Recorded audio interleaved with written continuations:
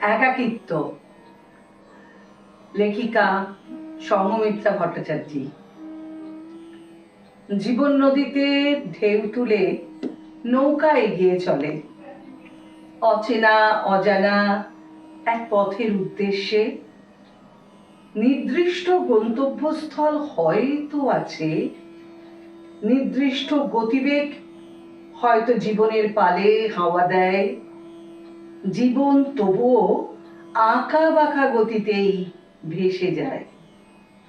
কত কোলাহল নৌকার ছাউনির তলে, কত অচেনা বা চেনা মানুষের ভিড়। কান্ডারি হাঁক দেয়, উজান এসেছে, উজান। মাঝির শক্ত পেশি বইটাকে শক্ত হাতে আগলে রাখে। তারপর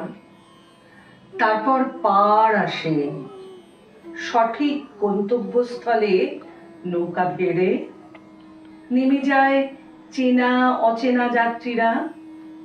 কোলাহল থেমে যায় সন্ধ্যার অস্তর আগে। একটা টিমটিমে লণ্ঠন জ্বলে। মাঝি একা নৌকার একমাত্র যাত্রী হয়ে মনের সুখে গান ধরে। আমিও একাকী, তুমিও একাকী, একাকী নৌকার পাল, একাকী বৈঠা, একাকী মনের ঝড়। একাকিত্বের অবসরে ঝিল্লি মুখর রাতে মাঝি মনে মনে ভাবে, একাকী সময়ে জীবন নতুন করে হাসে। চাঁদের আলোয় রূপলি তরঙ্গ নদী বক্ষেতে ভাসে।